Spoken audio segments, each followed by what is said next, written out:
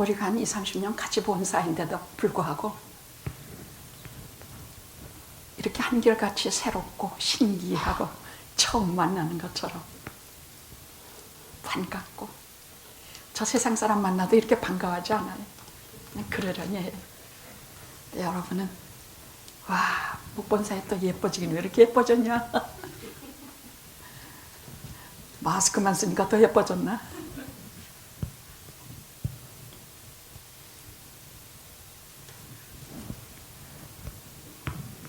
잊지 마실 것은요, 세상에서 가장 중요한 관계는 대신관계에서는 하나님과의 관계요, 대화관계에서는 나 자신 양심과의 관계요, 대인관계에서는 이렇게 성도의 관계입니다.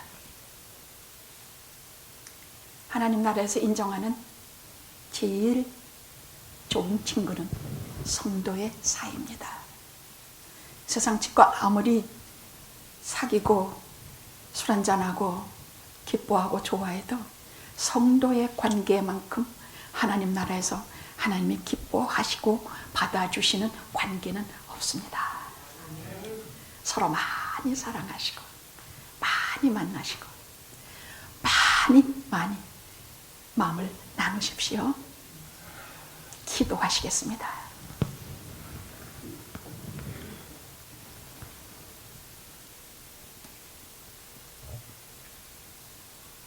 우리 주님의 부활이 없었다면 저희는 이 세상에서 가장 불쌍한 존재입니다. 그 많은 죄를 사함을 받을 것도 없고 죽음으로 저 지옥에서 고통받는 것으로 끝날 인생을 전능하신 아버지께서 그 아들을 보내시어 십자가를 지시게 하시고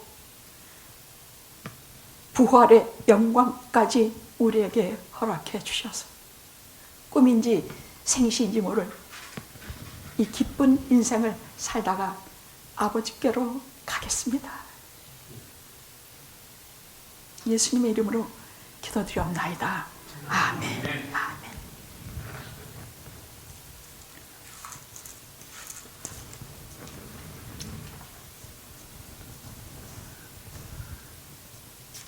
할렐루야. 부활의 아침입니다. 죽음을 이기시고 부활하신 기독교의 이 세상의 모든 역사에 이보다 더한 위대한 날은 없습니다.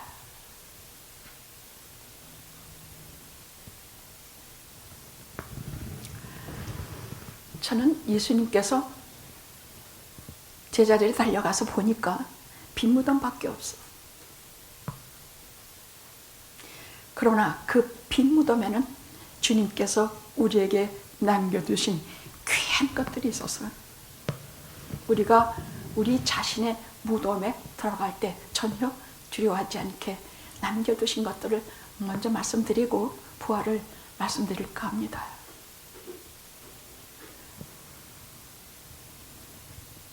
첫째는 향기예요. 향기. 무덤 속에는 시체 썩는 냄새밖에 더 나지 않는데도 불구하고 주님께서 우리처럼 죽음을 사흘에 불과하지만 죽음을 체험하시고 거기 누우셨던 자리이기 때문에 거기는 시체가 썩는 냄새로 끝나는 것이 아닙니다. 여러분 누가복음 24장을 자세히 읽으십시오.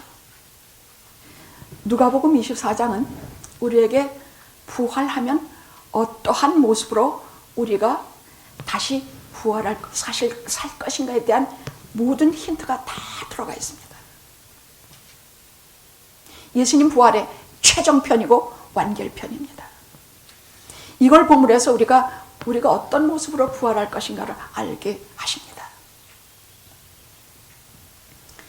그 빈무덤에서 우리에게 남겨주신 것은 첫째가 향기입니다. 자그만치 100근이나 되는 아리마대 요셉과 니고데모가 100근이나 되는 몰약과 침향과 향품을 가득 예수님 몸에 뿌렸습니다. 그는 사형수로 십자가형을 당했지만 하나님께서 그 아들을 이 땅의 어느 왕후보다 가장 장엄하게 장례식을 치러주셨기 때문에 100근이나 되는 침향과 몰약을 가득. 그래서 예수님이 무덤에 들어가시고 사흘 만에 부활에 나오실 적에도 그 무덤에는 향기, 몰약과 침향의 향기가 가득했습니다. 예수님의 부활은 곧 고구마 줄기가 하나 캐면 줄레 달아나오듯이 예수님께서 부활하시면 우리가 줄레 똑같이 그런 부활의 몸으로 일어날 것입니다. 그래서 주님께서 남기신 그 향기를 우리가 영적으로 무덤 속에서 우리도 향기와 같이 일어날 것입니다. 또 세마포옷을 남기셨습니다. 그것이 함부로 막 떼는 것이 아니라 잘 개켜져서 우리에게 죽음이란 것에 대해서 전혀 두려워하지 않도록 우리에게 그 커튼을, 세마포 커튼을 들치고 나오게 하실 것입니다. 마지막 하나는 나는 세상의 빛이라. 빛 대신 예수님께서 누우셨던 자리이기 때문에 이제 우리가 죽음을 이기고 예수님 재림하실 때, 부활할 때는 빛 대신 예수님의 빛과 영원한 생명과 불멸의 빛을 우리가 주님 오실 때, 부활할 때까지 계속 우리의 무덤을 파수꾼처럼 지켜주실 것입니다. 저는 이것이 그렇게 위로가 될 수 없어요. 얼마 전엔 어떤 왕이 하나 죽었는데 그 무덤을 파보니까 수많은 사람을 거기 순장시켜서 같이 죽였다 그래. 인간의 무덤은 파보면 전부 그런 것뿐이야.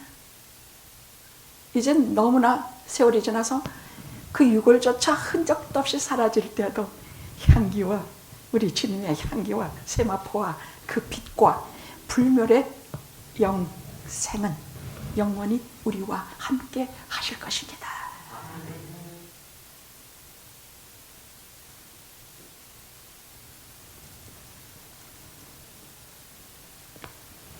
오늘 본문은 말씀드린 대로 예수님이 부활하신 날, 그날 일어났던 세 번째 나타나신 사건이에요. 제일 첫 번에는 막달라 마리아를 만나주셨고, 새벽에 이른 아침 평생, 여러분, 이 사람은 부활하신 예수님을 만나려고 간 게 아니에요. 그런 거 생각하는 제자들, 여자들 하나도 없었어요. 그렇게 말씀하셨는데도 불구하고 아무도 다시 살아나신 것을 아무도 기대 안 했어요. 저 같아도 기도 못해요. 그런데 죽은 예수님이라도 그 시체라도 보려고 간 것은 딱 하나밖에 없어요. 죽음보다 더한 사랑이에요. 죽음을 이기는 사랑 때문에 향료를 품에 품고 죽은 예수님마저 보려고 그 무덤을 찾은 막달라 마리아. 그는 그때뿐이 아니라 7 귀신 쫓아주신 날로부터 생명 다한 날까지 오직 주님만 바라고 또 바라고 그분 계신 것만 바라고 그렇게 하며 살다가 주님 죽은 그 시체라도 보려고 향료를 품고 주님께 왔는데 시체가 없어.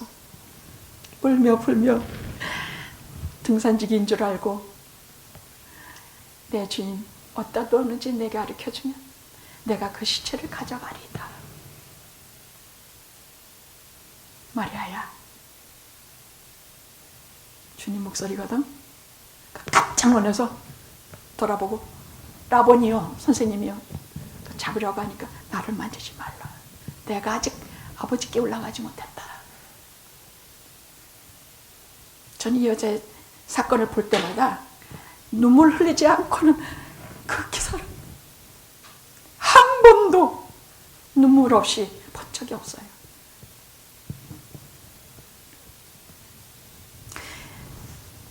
세상에서 단 하나의 가치 있는 것이라 있다면 사랑이 아닌가 합니다. 그건 성경에서만 말할 뿐만이 아니라 우리 인생에서 사랑 빼고 나면 진짜 아무것도 없어요. 진짜 없어요.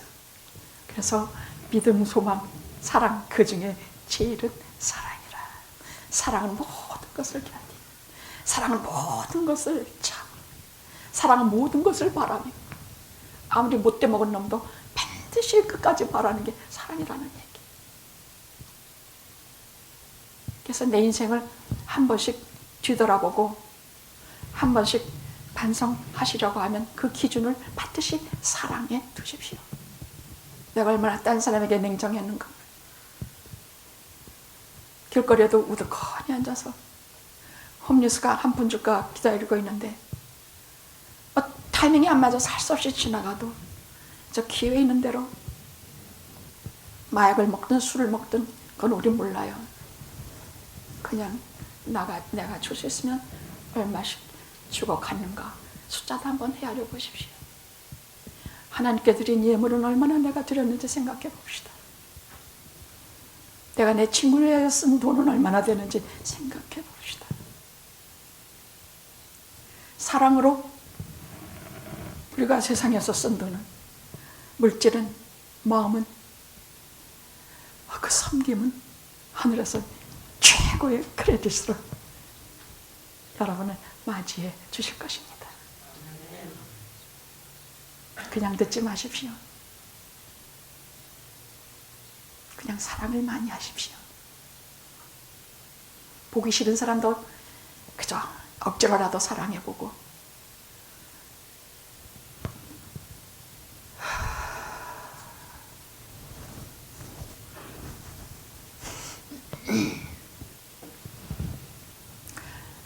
오늘은 세 가지로 말씀을 전할게요. 첫째는 친히 찾아오셨습니다. 친히 부활하시고, 세 번째 이 제자 11제자 있는데 도마가 없는 11제자에 나타나셨는데 친히 찾아오셨어요. 두 번째는 제자들이 전혀 믿질 못했어요. 세 번째는 예수님의 상처들에 대해서 제가 전하려고 합니다. 실제적으로 우리가 부활한 후에 어떤 모습일지를 많이 대비시키면서, 예수님의 부활과 대비시키면서 말씀을 드릴 테니까, 믿는 자로서 부활 후에 우리가 어떤 모양이 될지 이거는 우리가 상식적으로도 좀 알고, 이 땅에서 살다가 하나님께 갈 때 어떤 모습으로 갈지도, 또 우리가 일단 세상을 떠나면 죽으면요, 우리 육신은 그냥 땅속에 파묻혀서 티끌로 돌아가요. 그런데 오늘 말씀에 부활하면 어떻게 되냐? 똑같이 예수님같이 돼요. 살과 뼈가 있는 몸이 돼요. 그 몸을 주세요. 예수님은 무덤에서 일어나실 때 세마포 옷을 거기 두셨죠. 죽음의 수여옷은 거기 두셨어요. 우리도 똑같이 누추한 이 땅의 모든 소위, 우리 유골, 우리 모든 살, 이런 모든 거 다 누추한 것은 우리 무덤에 다 둘 것이에요. 부활할 때는 주님께서 소유를 벗으셨다고 벗으신 몸으로 나오시지 않은 것처럼 영광의 부활의 옷과 신령한 몸으로 부활하셨어요.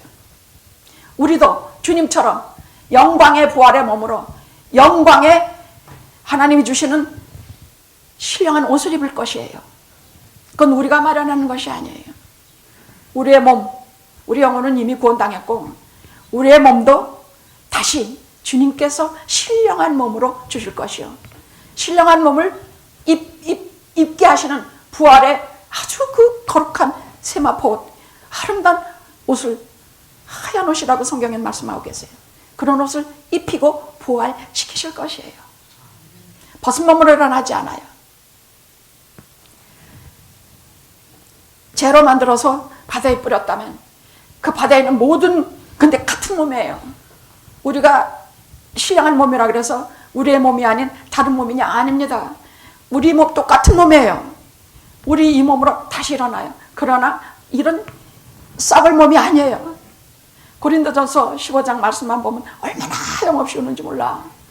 거기에 15장 49절에는 이렇게 말씀하게 계세요.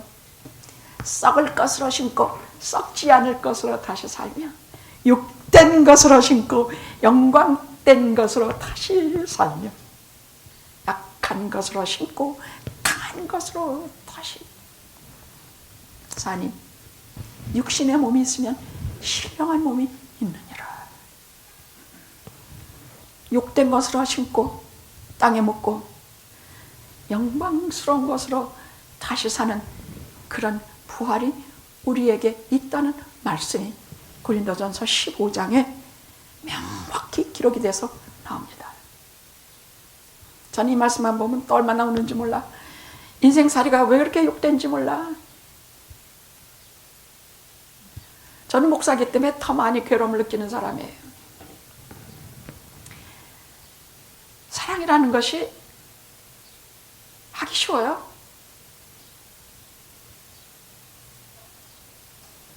나 자기 사랑해. 그 말하면서도 얼마나 내 목소리가 간교한지 몰라. 사랑은 죽음보다 강한 것이라니까. 근데 거기 비슷도 안 해본데 그 사랑해라는 말을 할 때마다 얼마나 부끄러운지 몰라. 욕된 것으로 심고 게다가 생각하고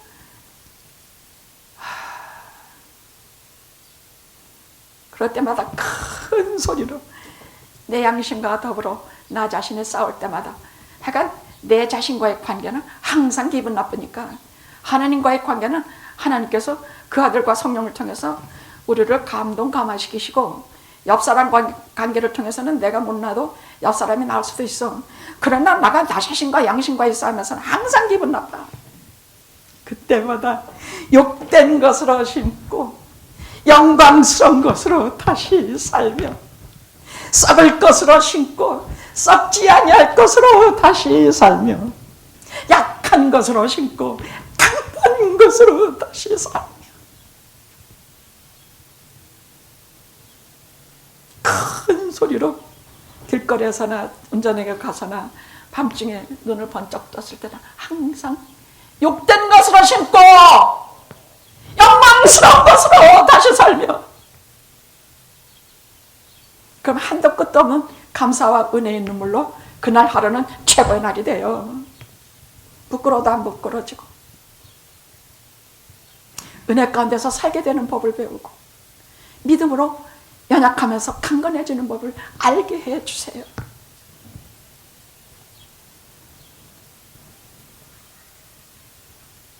아침에 막달라 마리아에게 제일 먼저 만나주셨고 그 다음에는 거룩한 상당히 경건한 여인들이 주님을 배우러 막 갈 적에 주님께서 빨리 가서 제자들에게 내가 부활했다 전해라. 그렇게 계속 나타나시는 게 나와요. 그걸 다 말씀드릴 수는 없어요. 그러나 대강 지금 오늘 이 부활하신 날 오후에 오늘 성경 본문의 사건을 설명하기 위해서 지금 제가 간단히 말씀을 드리는 겁니다. 그 다음에는 엠마오로 가는 제자들에게 나타나셔서 시리와 근심에 아주 분노에 젖어 있는 저들에게 그렇게 예수님 믿고 따랐더니 그냥 십자가에 죽으셔? 그야말로 시리와 분노에 젖어서 가던 엠마오의 제자들을 같이 동행하시면서 같이 식사하시고 이렇게 사라지세요. 부활하신 후에는요, 신령하신 몸이에요. 영으로만 살아나신 몸이 아니라 뼈와 살이 있는 육체의 몸을 가지고 단단한 몸을 가지고 나셨는데도 불구하고 그 몸은 신령한 몸으로 영광스러운 몸으로 다시 부활하신 몸이기 때문에 보십시오. 제자들과 같이 있을 적에는 제자들이 주님이 없어져도 어디 있는지 훤히 지네들이 알아요. 혼자 어디로 가셨는지 산으로 가셨는지 겟세마네 가셨는지 다 알아요. 근데 부활하신 후에는 저들에게 나타나서 사라지셔. 아니 문도 다 잠겼는데 나타나셔. 엠마오 제자들에게 동행하시다가 도대체 어디로 가 계시는 것이야? 신비해요. 부활하신 후에는 제자들이 어디 가시는지 어떻게 들어오셨는지 어떻게 하나도 몰라요. 신령한 몸이기 때문이야. 도대체 주님이 그 사이에 어디 계시다가 또 나타나신다 몰라요. 그냥 사라지세요. 어디 계셨는지 몰라. 그러나 내가 아직 아버지께 올라가지 못했다 말씀하신 거 보면 부활하시고 40일 동안은 계속 이 땅에 계신 것만은 틀림이 없어요.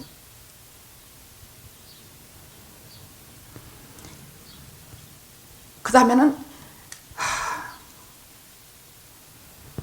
오늘 본문 세 번째 11제자가 있는 이 자리에 오셔서 못 박힌 손발을 다 보여주고 귀신인 줄 알고 예수님 유령인 줄 알고 까무러치게 놀라는 저들에게 예수님께서 이렇게 자꾸 확인시키고 가르쳐주세요. 아니 엊그저께 십자가 죽으신 걸 보고 왔거든. 전에 다 도망갔지만 그래도 하는 걸 다 봤단 말이야. 죽으신 걸 다 봤단 말이야. 근데 사흘 지난 이후에 예수님께서 샬롬 하고 확 문도 안 열리는데 나타나시니까 진짜 막 까무러치게 놀랐어. 진짜 놀랐어. 예수님 귀신인 줄 알았단 말이에요. 영인 줄 알고 놀라는지라. 이 말은 귀신인 줄 알고 놀랐다는 얘기예요.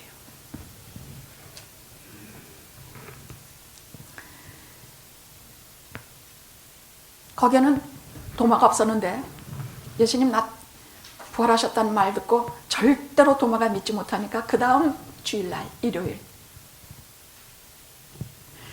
도마가 있는 데서 주님 나타나세요. 그리고 여러분 잘 아시죠? 내 손을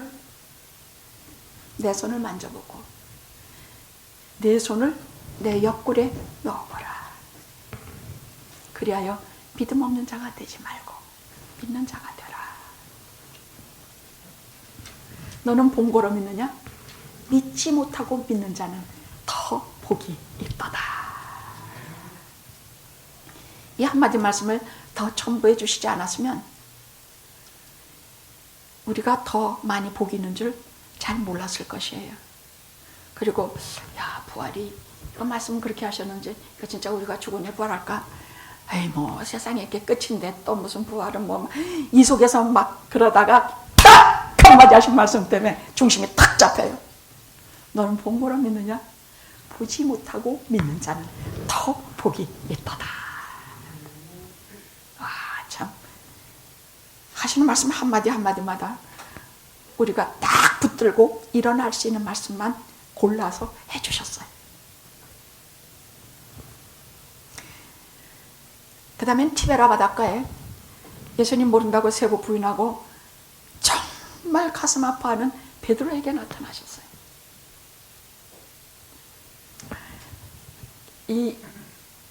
다 여자들만 빼놓고는 다 도망갔거든. 예수님 십자가 현장에서 다 도망갔어요. 근데 대표적인 건 베드로였어요.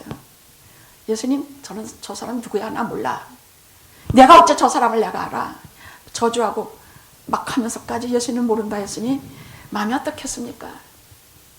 시무룩해서 이제 먹을 것도 없고 난 바다에 고기나 잡으러 가야지 하고 시무룩해서 가 있는 베드로에게 나타나셨어요. 어디서 나타나는지 몰라. 그냥 모조리 다 바닷가에서 추운 새벽에 고기 낳고 고기는 한 마리도 안 잡히고 다들 그럴 때 언제 해변가에 오셔서 숯불에다가 떡과 물고기를 굽고 계셨는지 몰라. 어디 계셨다 오셨는지도 몰라. 그리고 와서 조반을 먹으라. 이렇게 먹었죠. 아무 말도 없이. 이렇게 보니까 예수님인지 아닌지 처음엔 못 알아봤죠. 신령하신 몸이니까 잘 못 알아봤어요.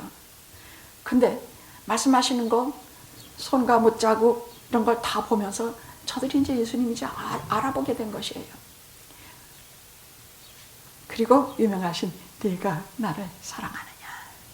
세 분을 물어보시는 말씀이나 저는 이 말씀을 할 때마다 야 강 목사야 현철아 네가 나를 사랑하느냐.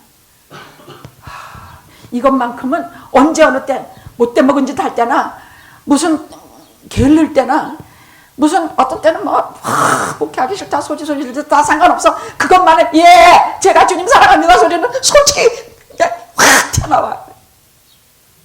왜? 여기서 말씀하시는 사랑의 농도가 진짜 1%라도 인정해 주시는 사랑이니까. 100%? 그럼 좋겠지. 근데 우리가 어떻게 100%를 사랑하냐고. 1%밖에 안 되는 그것조차 진짜로 인정해 주시는 그 사랑 때문에 예 제가 주를 사랑합니다. 그래서 베드로에게 사제와 사제권도 주고 여기서는 임명권을 주십니다. 이제부터 나가서 사람 낚는 어부가 되라.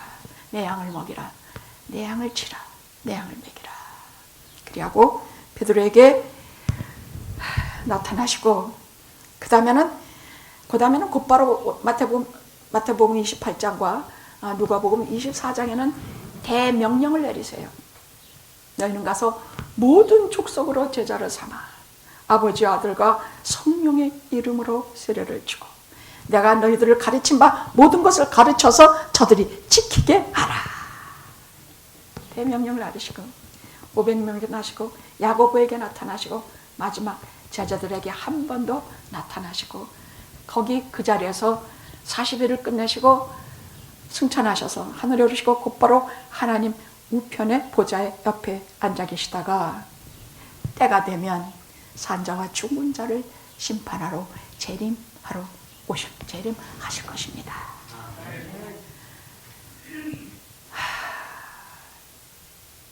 사도신경은 그래서 몸이 다시 사는 것과 영원히 사는 것을 믿사옵나이다. 이 말씀은 그냥 형식적으로 달달 외울 말이 아니에요. 누가복음 24장 예수님의 부활 사건을 보고 나면 곧바로 이 말씀을 이렇게 대놓고 고백하십시오. 몸이 다시 사는 것과 영원히 사는 것을 믿사옵나이다. 이런 말을 고백하면요, 저희가 천박한 말을 고백할 때하고는 질이 달라져.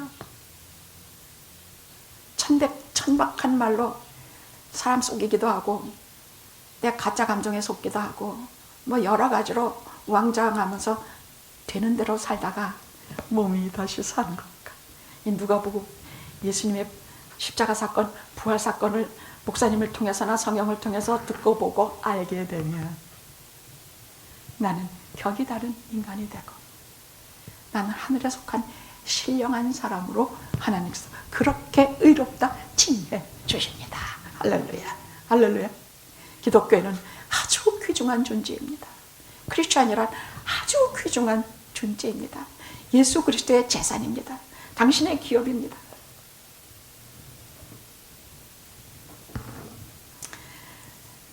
자, 먼저 제자들에게 나타나실 때 제일 먼저 하신 말씀이 너희에게 평강이 있을지어다. 물론 샬롬, 그것은 유태인들 사이에 보통 인사예요. 별일 없었느냐. 뭐 우리로 말하면 뭐 아침은 드셨습니까? 뭐 그동안 안녕하셨습니까? 요즘은 무슨 팬데믹은 뭐 잘 넘기셨습니까? 지지난주인가는 한남 체인에 뭐를 사러 들어가는데 딴 일을 보러 갔다가 뭐를 사러 들어가는데 전에 나오던 해병대 중에 하나가 막 쫓아가지고 이렇게 마스크를 썼으니까 확인을 하느라고 이렇게 보고 저렇게 보고 아무 사장도 없이 그럼 목사님 막 그냥 막 죽었다가 살아난 만은. 그리고 제일 먼저 하면 아니 목사님 건강해 계시네요. 누구 말을 들으니까 뭐 목소리도 안 나온다, 어디가 아프다, 뭐다, 뭐 별소리 다 들었는데 목사님 건강해 계십니다. 보통 우리가 말할 때 샬롬이에요. 그게 샬롬이에요. 건강해 보이십니다. 평안해 보이십니다. 샬롬. 근데 예수님께서 말씀하시는 샬롬, 너희에게 평강이 있을지어다는 전혀 달라요. 이제 너희들의 죄는 다 끝났다. 다 계산됐다. 이제부터 너희는 아무도 정죄하지 못한다.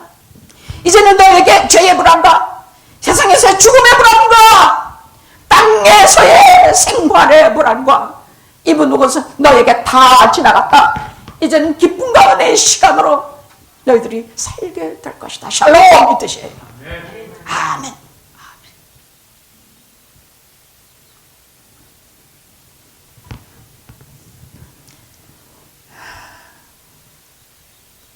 근데 하나 특이한 것은 지금까지 제자들과 같이 계시면서 부활하시기 전에는 문이 닫혀 있는데 들어오시고 하신 적은 없었어요. 근데 이제는 공간과 시간을 쳐서 하시는 대로 원하시는 대로 드나드세요. 그러니까 신령한 몸을 입으셨기 때문이에요.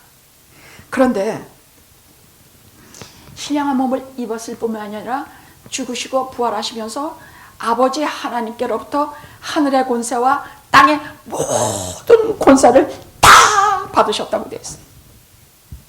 대체 이게 무슨 말일까? 말은 늘 쉽게 했어요. 하늘의 권세와 땅의 모든 권세를 받으셨다 하시는 말씀을 그래서 천만이 찾아봤어. 천만이 조사하고 천만이 생각해. 하늘의 권세와 땅의 권세를 받으셨다면 내가 섬기는 우리 구주 예수님의 권세를 나도 좀 알아야 내가 그 권세를 좀 얻어볼 것이 아닌가. 하늘의 권세라는 것은요, 이건 전능성이에요. 저는 이걸 다 말을 드릴 수가 없어요. 그러나 대강 말하면 스스로 존재하는 능력. 하나님, 나는 야훼 하나님, 스스로 존재하는 자, 스스로 존재하시는 능력. 또 창조의 능력, 붙드시고 파괴하시고 세우시고 섭리의 능력, 붙드시고 인도하시고 파괴하시며 조성하시는 모든 능력. 또 열고 닫는 능력, 지옥문도 열고 천당문도 열고 지옥문도 닫고 천당문도 닫는 능력. 그 천국에 드리는 능력은 우리 주님께서 그때 전능하신 능력을 완전히 하나님께서 주셨어요. 또 죽이시고 살리시는 권세, 또 용서하고 정죄하는 권세, 주시고 거두시는 권세, 또 한마디로 만물 위에 교회 위에 머리가 되는 권세를 주셨어요.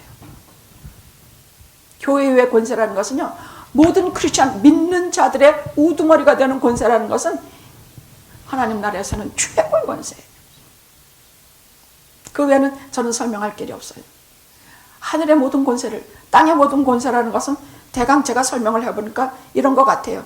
열매 맺게 하는 능력. 우리 마른 막대기 같죠? 마른 막대기 같은 것에 꽃이 피고 싹이 나고 꽃이 피고 열매 맺자. 우리 막대기 같은 우리의 영혼에도, 마른 막대기 같은 우리 영혼에 싹이 나고, 우리 다 싹이 나지 않았습니까? 그리고 꽃이 피게 하지 않았습니까? 열매 맺게 하지 않겠습니까? 싹이 나고 꽃이 피고 열매 맺게 하시는 능력. 또 채우시는 능력. 요만한 기름 하나밖에 없어. 과부집에 요만한 기름 하나밖에 없어. 근데 그 기름을 가득 끝없이 다른 그릇에 빌려오는 그릇마다 채우시는 능력. 그럼 우리가 맨날 가난하게 여러분 생각해 보십시오. 어떤 이는 그릇을 적은 거 빌려오고 어떤 사람은 큰 걸 빌려와. 나도 모르게 그렇게 해요. 그러면 적게 빌려온 사람은 적게 채워주시고 크게 빌려온 사람은 크게 채워주세요. 분명한 것은 우리에게 변함없이 사는 날 동안에 우리가 특별히 뭘 힘쓰고 애쓰지 않아도 먹고 살게 채워주시는 능력. 이것이 예수 그리스도의 땅의 권세의 능력이라는 얘기예요. 또 열매 맺게 하는 능력, 공급해 주시는 능력, 또 지키시는 능력. 지키시는 능력은 베드로가 예수님 믿고 달려오다가 무서워서 물에 빠질 때 탁 잡아서 이렇게 지키시는 능력. 우리가 무서워서 어디 빠지거나 무서워서 불의 시험과 물의 시험에 넘어질 때 우리를 딱 지켜주시는 능력. 땅의 능력은 여러분 주님께서 가득가득 채우시는 능력. 내가 아는 한 가지는 모든 권세가 주님께 있다는 것이요, 우리는 그분의 품 안에, 그분의 능력 안에 사는 존재라는 것, 이거 하나입니다. 내게 부족한 것은 손으로 헤아려 보세요. 헤아려져요. 근데 내게 있는 것은 손으로 꼽을 수가 없어요.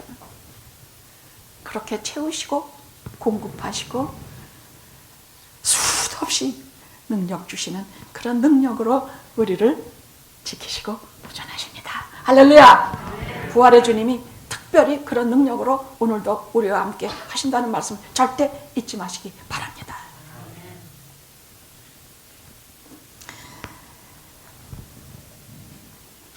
그래서 여러분, 가정과 교회와 내 몸과 여러 가지 인생에 눈물이 마를 날이 없어도 여러분은 근심 대신 기도하십시오. 근심 대신 눈물 대신 기도하십시오. 땅에서의 모든 권세를 가지신 하나님, 우리 주님께 기도하십시오. 울지 말고 기도하십시오. 따라해 봅시다. 울지 말고, 기도하자. 근심하지 말고, 쳐다보자. 누구 쳐다봐요? 우리 하나님 아버지 쳐다보고, 주님께 모든 권세를 주셨으니까 이제 주님 쳐다보십시오. 응? 주님 쳐다보십시오. 그러니까 우리는 좀 지혜롭게 지금까지는 전부 하나님에게 쫙 붙어가지고 좀 온갖 어리광 부리고 다 얻고 사랑받고 그러고 살았는데, 모든 권세가 이제 하나님께서 그 아들에게 주시니 이제는 지혜롭게 예수님한테 가서 쫙 붙으십시오. 아셨죠? 전부 하나님께, 또 그 아들 성자 예수님께 쫙 붙어서 모든 권세를 가지신 그분에게 근심하지 말고 그분을 기도하면서 모든 권세를 내가 누리십시오. 이게 참 기가 막힌 복음인데 알아들을래나? 아니 믿을래나? 야, 정말 믿음을 얻는 것이 얼마나 힘든지 몰라요. 더구나 부활이라든지 죽음이라든지 하는 일에 대해서는 힘들지만 이런 말씀을 자꾸 들으면 우리가 믿음이 생깁니다. 믿습니다. 누가 그랬지? 우리 진석 집사가 그동안 참 고독하고 힘든 팬데믹 기간 중에도 자리를 늘 지켜주고 저렇게 큰 소리로 한 10사람이 앉아있는 것 같이 제게 힘을 줘서, 저 사람은 제가 참 사랑합니다. 둘째로 제자들이 믿지 못했다고 돼 있어요. 오늘 보십시오. 37절에서 41절 여러분 끝까지 보십시오. 제자들이 정말 믿지 못했어요. 이건 정말 지금까지 부활한 사람을 본 적이 없지 않습니까? 죽었다 살아난 사람을 본 적이 있습니까? 그래서 정말 무슨 예수님의 유령인 줄 알고 진짜 무서워했어요. 다들 놀래가지고 까무러치려고 했는데 어찌하여 두려워하느냐? 어찌하여 이렇게 의심하느냐? 정말 지금까지 말씀하신 게 십자가와 부활을 얼마나 말씀하셨습니까? 그래서 너희들이 내 손과 발을 보고, 내 손과 발을 보고 눈으로 보고 또 만져봐라, 또 만져봐라, 눈으로 보고 만져봐라. 주님은요 한 번도 우리를 아주 나무라시는 법이 없어요. 언제나 부드럽게 타이르시고 오래 참으시고 꼭 알아들을 때까지 수도 없이 이르세요. 그래서 이것은 우리가 오늘 누가복음 24장을 보면서 뭘 느느냐, 우리도 똑같이 저들처럼 눈으로 주님을 보고 그 손과 발에 못자국, 요한복음 옆구리 상처까지 도마가 봤다고 그랬거든요. 보여주셨다고 그랬거든요. 그럼 그것을 지금 우리가 눈으로 보고, 비록 손으로 만지진 않았죠. 마치 손으로 만진 바요. 만지라고 그러셨으니까. 그러나 저들이 만졌는지 안 졌는지 성경 기록은 없어요. 도마는 만졌다는 기록은 없어요. 그것만 보고도 그렇게 말씀하시는 것만 들고 까무러치고 나의 주 나의 하나님하고 자빠라졌으니까. 그러나 그 손으로 만진 것과 똑같아. 손으로 만진 바요. 그리고 이 시간에요, 저들이 이렇게 눈으로 보고 손으로 만진 것 같이 만진 바요. 이것은 모든 크리스찬들이 예수님 부활하시는 그날에 그것처럼 우리가 똑같이 영적으로 경험하게 하시는 것과 똑같습니다. 그래서 사도 요한은 요한일서 1장 1절에 이렇게 말했어요. 예수님의 관에서는, 태초부터 있는 생명에 관해서는 예수님이 말해요. 우리가 들은 바요, 우리가 눈으로 본 바요, 우리가 손으로 만진 바요, 이것을 기록하면 우리의 기쁨이 충만하게 하려 합니다. 주님의 부활을 우리가 직접 만지고 눈으로 보고 못했어도 사도들이 전한 이 말씀을 통해서 우리가 직접 눈으로 본 바요, 우리가 손으로 만진 바요, 우리가 그분을 만난 바요, 이런 것과 똑같다고 하시는 말씀이니, 이제 우리는 지금 이렇게 보지만은, 사도들의 간증을 통해서 보지만은, 우리가 부활 후에는 주님을 실제로 눈으로 보고 실제로 만지고 실제로 그분과 같이, 왜 육체가 있으니까 만지지요. 응? 그렇게 할 수 있을 것입니다. 우리 천국에서 부활한 후에 뭐 먹을 수 있어요? 먹을 수 있어요? 아니, 여기 오늘 여기 기록을 보십시오. 예수님께서 당신이 몸으로 부활하신 것을 저들에게 가르쳐주기 위해서, 야, 너희들 뭐 먹거든요? 뭐 좀 생선 좀 가져와라. 생선을 드리니까 그걸 잡으셨다고 돼 있죠. 주님이 그렇게 하시면 우리도 똑같이 돼요. 주님이 부활의 그 상태가 우리도 똑같이 그 상태예요. 주님이 몸과 뼈와 피가 아니야, 뼈와 살을 가지셨다고 우리도 뼈와 살을 갖고 우리 몸으로 다시 부활해요. 주님께서 하신 것처럼 우리도 장소 시공간을 초월해서 우리가 가고 싶은데 쭉 가요. 그렇다고 천사의 몸은 아니에요. 천사는 몸이 없어요. 육체가 없어요. 우리는 영과 육체를 똑같이 가진 예수님과 같은 존재가 돼요. 알았죠? 똑같이 돼. 그래서 우리가 먹어요. 그래서 여러분 요한계시록에는 우리가 생명수 시냇가에는 생명과를 매일 먹고 따먹고 다닌다고 되어 있지 않습니까? 생명과만 따먹겠습니까?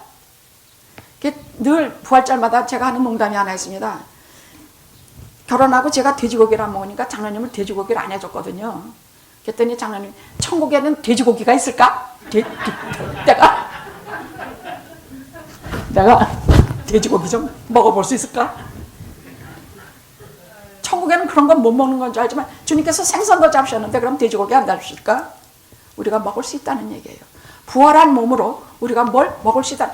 여기가 잘 보세요. 주님이 이런 몸으로 부활하셔서 우리도 똑같이 썩을 것으로 심지만 영광스러운 것으로 다시 살아요. 주님께서 영으로 사신 것만이 아니라 주님께서 육신으로 살과 뼈가 있는 몸으로 사셔서 우리도 살과 뼈가 있는 몸이 다시 사는 것, 영원히 사는 것. 주님께서 영원히 부활해서 사시니 우리도 영원히 사는 것. 모든 예수님과 똑같이 고구마 하나를 캐내면 줄줄이 똑같이 달려나오는 것처럼 예수님이 이런 몸으로 부활하시고 이런 상태로 부활하시고 우리도 똑같이 그런 부활의 몸으로 일어날 것이에요. 아침에는 오면서 주님께서 빈무덤에 세마포를 벗고 나오셨으니 그런데 부활하시는 제자들에게 나타나실 적에는 빨가벗은 몸으로 아침에 하시겠냐? 아니 참 외람되지만 주님 부활의 의복을 그분이 입으시고 하늘에서 마련해 두신 부활의 의복, 신령한 몸, 그것도 하나님 마련해 두신 신령한 몸이에요. 또 우리도 똑같아요. 우리도 주님께서 마련해 두신 신령한 몸, 똑같은 몸이지만 신령한 몸으로 우리가 수위 같은 거 너절한 육신 다 벗어던지고 새로운 육신, 신령한 똑같은 몸이지만 신령한 몸으로 또 우리가 부활할 때 벗은 몸으로 일어나지 않고 주님께서 우리에게 신령한 의복을, 부활의 의복을 입혀주셔서 우리가 부활하게 될 것입니다. 상당히 썩을 것으로 심지만, 욕된 것으로 심지만, 약한 것으로 심지만 영광스러운 존재로, 썩지 아니할 존재로, 신령한 존재로 그렇게 우리가 부활하게 될 것입니다. 이것만은 확실히 하셔야 돼요. 믿는 자들이 이거 모르면 죽어도 말짱할 거예요. 죽으면서 어떻게 되는지를 알고 죽어야 되지 않겠냐? 믿는 자들인데 그냥 막연하게 내가 천당 가겠지. 천당 어떻게 가요? 천당 어떻게 가요? 한 번에 유진석 집사님이 저한테 목사님 제가 천당 갈 수 있을까요?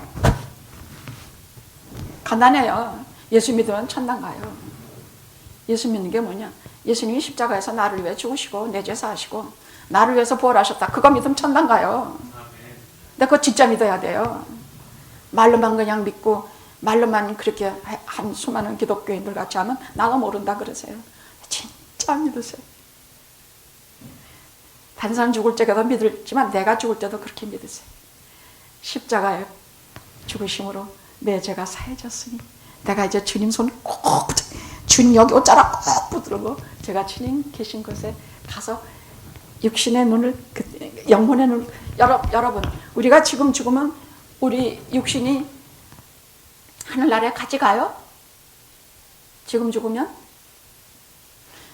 제가 전에 잘못된 장례식 설교를 몇 번을 들은 적이 있어요. 근데 그거 다 잘못된 것이에요. 첫째는 우리 몸도 죽으면 우리 몸도 예수님 계신 곳에서 우리 같이 간다. 또 우리 부활할 때는 영만 부활한다.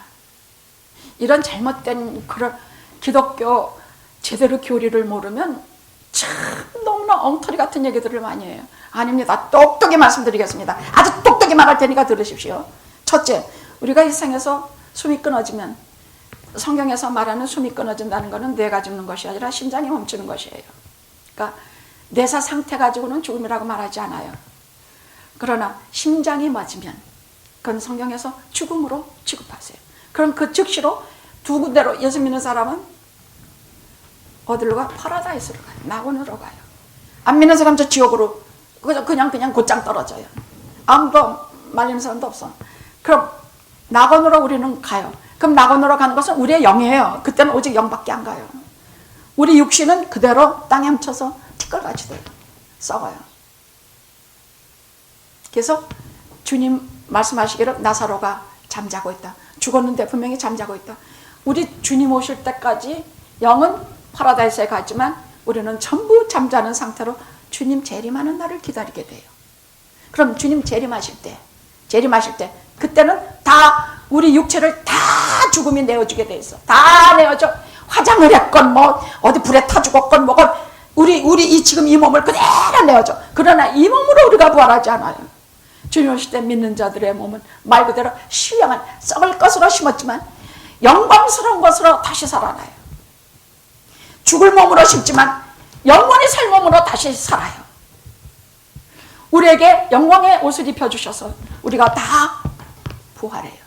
그래서 주님 재림하실 때 산자와 죽은 자를 다 같이 심판하세요.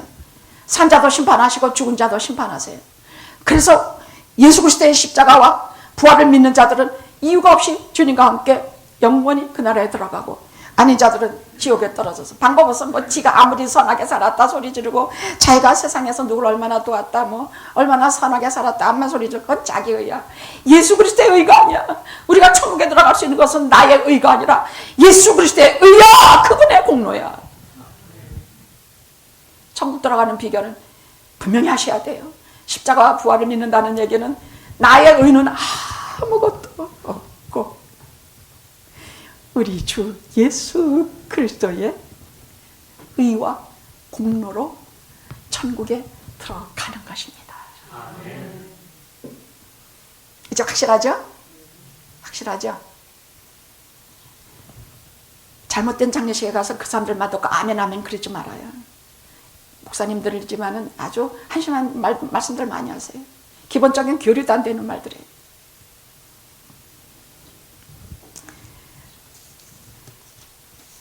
자, 마지막으로 하나만 더 하겠습니다.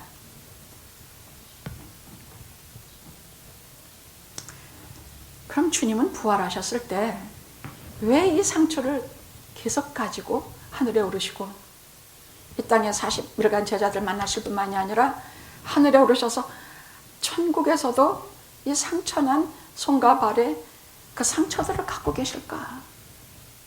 얼마든지 없애실 수 있고 또 신령한 몸이시니만치 그것은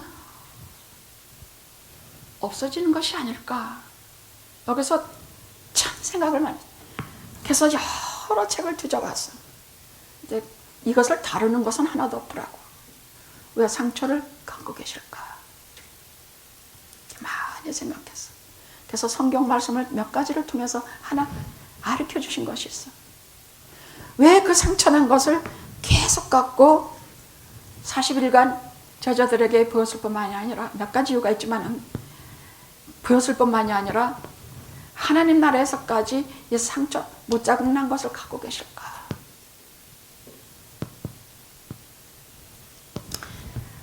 성경 말씀 속에서 히브리서에 뭐라 그러시냐? 우리의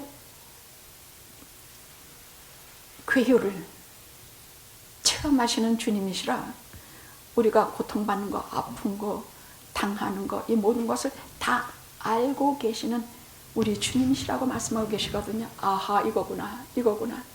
주님께서 그냥 나타나서 부활의 영광스러운 몸으로만 우리에게 나타나셔서 우리에게 그렇게 말씀하시면 하나님이신데 당연하지. 지금 내 고통을 알긴 하는가? 지금 내 심각한 상황을 주님은 뭐 아시긴 하실런가? 주님이 상처를 이 땅에서도 그냥 갖고 계셨던 이유는 너무 고통받는 우리들, 주님이 이루면서 너무너무 고난받는 사람들, 그거 아니라 이유도 알 수 없는 기막힌 고통 속에서 매일매일 개보다도 못한 취급을 받고 살아가는 사람들. 저는 이럴 때마다 제 조카를 생각하고 많이 울어요. 걔는 당뇨로 뭐 신장이 망가진 건 물론 눈도 안 보이고 그 마지막 꼴은요, 어떻게 해서 우리 가족 중에 저런 애가 있단 말인가? 도대체 하나님께서는 어떤 뜻으로 내게 저 아이를 맡기셨는가? 그런 고통은요, 제가 감당할 수 있는 고통도 못 되고 그 아이가 감당할 수 있는 고통도 아니야. 다만 못 박히신 그 손과 발의 십자가, 그것을 그 아이와 지게 보이시며 내가 너의 고통을 안다. 내가 너의 고난을 안다. 나도 너보다 더 심한 고난과 고통을 겪어 승리에 이르지 않았는가. 지금도 찬영아, 하나님 나라에서 편히 쉬고 있겠지만 천국에서도 주님께서 상처는 손발을 갖고 계시니 네가 그것을 봐라. 땅에서 아무도 위로 못해줬지. 주님께서 그 상처를 시시때때로 내게 보이시니 네가 하나님의 것임을 인증해 주시리라.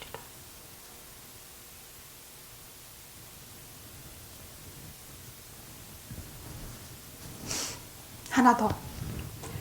세상 살면서 상당히 낙심되는 게 있어. 자꾸만 죄를 짓는 거예요. 자꾸만. 근데 이게 종이가 하얄수록 티가 하나만 묻어도 잘 보여요. 심령이 워낙 양심이 시꺼매면 죄의식이라든지 그 갈등 때문에 고통당하는 일은 거의 없어요. 근데 이게 주님의 보혈로 날마다 깨끗이 씻으면 매일매일 자꾸만 묻는 거, 더러운 거, 그런 것들이 상당히 괴롭혀요. 그때마다 내가 너를 위해 대신 죽었으니 내 손과 발에 못잡고 내 죄를 인하니라. 내게 사심의 능력을 땅에 사는 동안 계속 보여주시기 위해서 사는 동안에 40일 동안도 이걸 보이시고 그 상처를 우리에게 보여주시지 않았는가, 그렇게 생각합니다. 시편 59편에는 이런 말씀이 있습니다. 당신의 상처들은 나의 환난 날에 나의 피난처가 되시나이다. 벌써 그 사람들은 알았습니다. 오늘은 부활, 주님이 부활하신 날이요.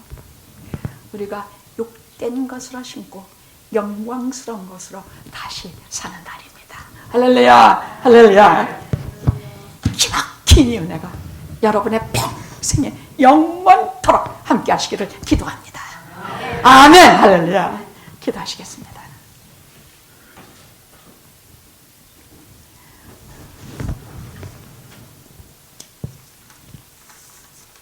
당신께서 친히 그 소중하신 입술을 열어 저희들을 이 자리에 앉히시고 말씀해 주시며 같이 와서 당신께서 친히 우리에게 나타나 보여주신 이 시간을 엎드려 감사합니다. 예수님의 이름으로 기도드렸나이다. 아멘. 아멘. 서로서로 반갑게 인사하십시오. 다음 주에는 새로운 속회를 다시 발표하겠습니다. 서로 인사하십시오. 저기 앉아 계신 이은자 집사님 옆에 앉아 계신 분은 보배 전도사님과 견 집사님이세요. 저 두 분은 팬데믹 동안에 여기 꼬박 앉으셔서 얼마나 은혜를 받으셨는지 몰라. 저희 교회 계속 나오시겠다고 그러셨죠? 계속 나오시겠다고 하셨으니까 여러분 저분들에게 다 손으로 환영해 주십시오. 김보배 전도사님, 견경자 집사님, 반갑습니다. 아, 어떻게 우리 이명식 집사님도 나오셨냐? 그러지 않아도 이명식 집사님을 어저께인가는 내가 생각을 했는데 그때 오늘 오실 줄 몰랐네요. 반갑습니다. 철이 들었나 봐. 할렐루야, 할렐루야. 지금은 우리 주 예수 그리스도의 무덤을 깨트리시고 부활하신 은혜와 내 주 아버지 하나님의 우리를 향하신 영원하신 사랑과 성령님의 감동, 감화, 역사하심이 이 시간 눈으로 보고 만지고 예수님을 만나고 부활하신 주님을 만나고 돌아가는 영화연합감리교 성도님들과 가정에서 예배드리는 우리의 가족들과 이 세상에 속한 이 세상에 속하지 않은 하나님의 자녀들 머리 위에 이제와 영원토록 함께 하시옵기를 간절히 축원하옵나이다. 아멘. 아멘.